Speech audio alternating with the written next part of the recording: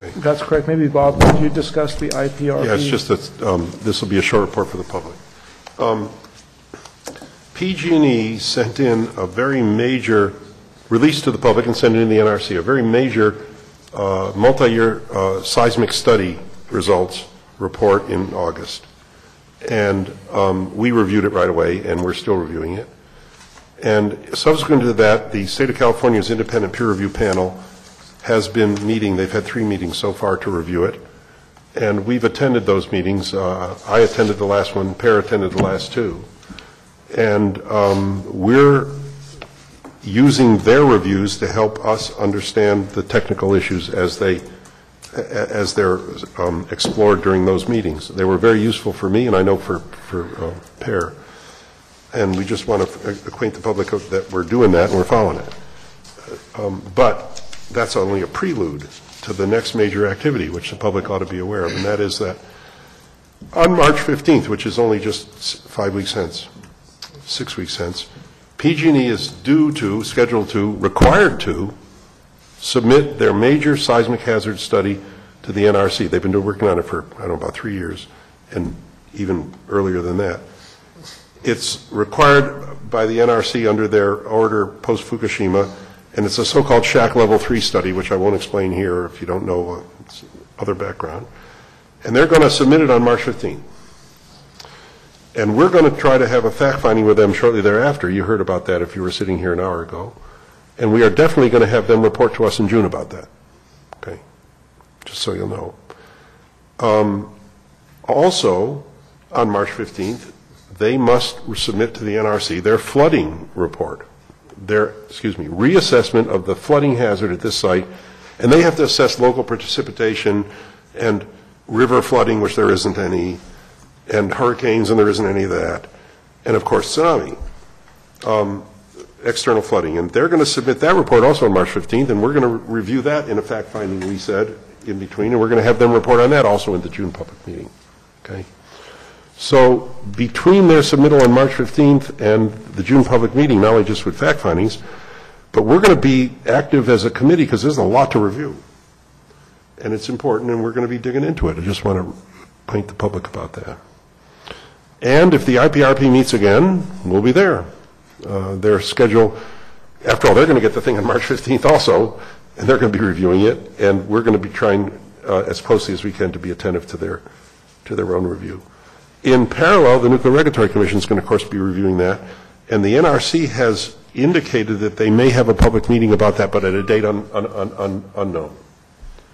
If they do hold one, of course, everybody will want to know, and we'll want to go to that one too. But that's still to be decided. Okay.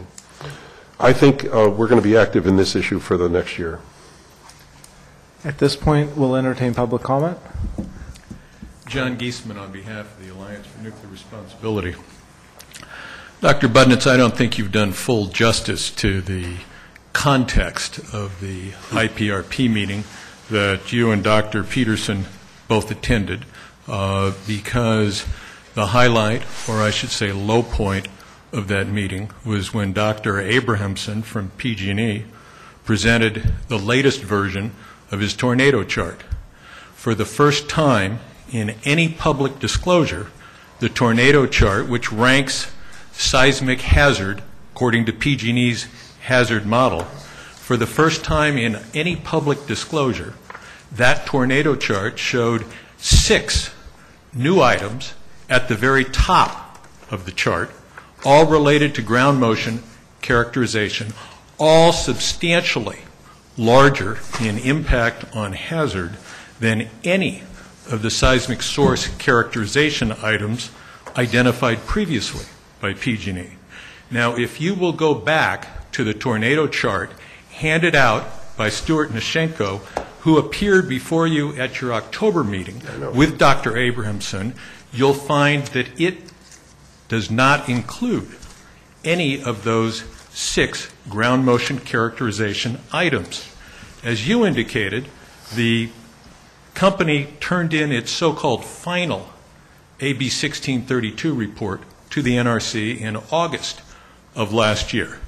So you have an ostensibly final report in August. a presentation to the Safety Committee in October, which contains a tornado chart omitting what would later be disclosed at a meeting both of you gentlemen attended in front of the IPRP, 6 new, substantially greater in magnitude hazards identified.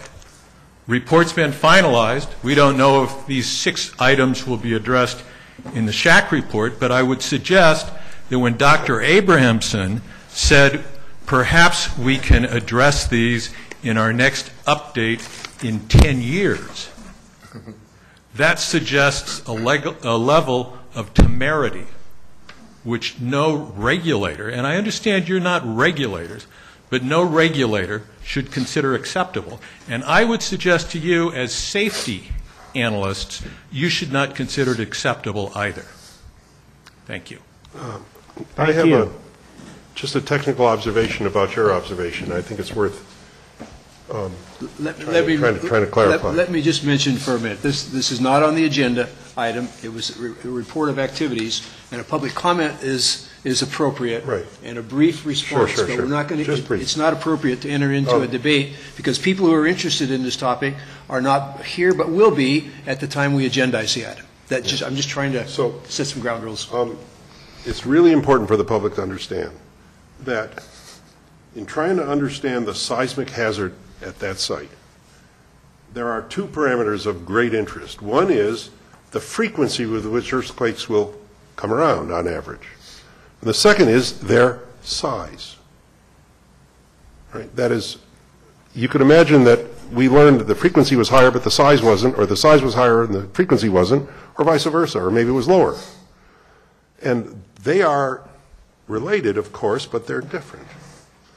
And I want to call the public's attention to the fact that the tornado diagram that Dr. Abramson showed was a sensitivity demonstration from their analysis of the sensitivity of how frequently they come around, but not how big they are. And one must study both. And it is really important to understand that studying both is part of this analysis. Now, just to explain, just really briefly, we are really, really concerned with making sure that we understand how big they might be. Because, at least I better not speak for them, I'll speak for me. And the reason for that is if the plant is strong enough to withstand, no matter how big they might be, that's really great. And if they come around more frequently, it's not so important if it's really strong. On the other hand, if it isn't, it really is important. So there is a hierarchy between the size and the frequency with which the earthquakes are likely to come around, in which one is more important, at least to me, than the other. And this tornado diagram speaks to the frequency, not to how big they might be. And that's a distinction which I think the public needs to understand, because I at least am going to be attentive to both of those in the way I review this. Okay? The way in which the site responds is a function of the way in which ground motions are characterized. Of course.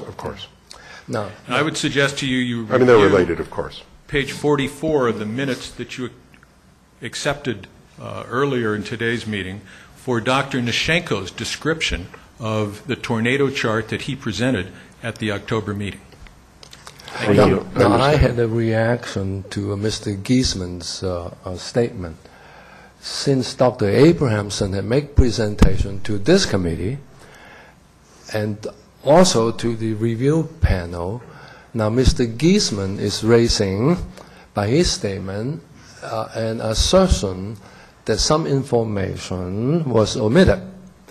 My question, I'd like to address the question and put it on the table for the committee to consider. Is it within the committee's purview to follow up on Mr. Geesman's assertion? Well, we will, in the sense that we're following it up, period.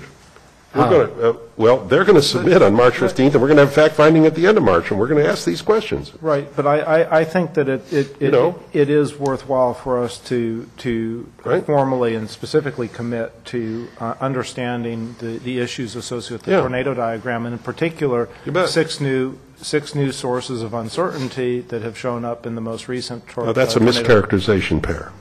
Right. Then may I suggest the committee would consider opening up a new action item in our open item list to follow Mr. Geesman's assertion. Well, I was just going to subsume it under the more general question of trying to understand the hazard. I think that's appropriate. But I thought I would like to elevate it to a more visible. Go ahead, you can do it. Right. But do I add any consensus agreement here to add that item to the open item list? Certainly, we want to make sure that we do not miss it, so having a specific commitment to that item, I think, is fine. It's a I part do of not endorse your characterization. I do not endorse the characterization that these are new items of uncertainty. I just don't endorse that. Right. Well, I would label it as Mr. Geesman's assertion. Right. Without Whatever you commenting call it. on These are new sources to be added to the tornado chart. The shack study is going to be the thing we're going to review. Let's just say that. Okay, And we're going to review it, and we're going to be at that. so we will follow up.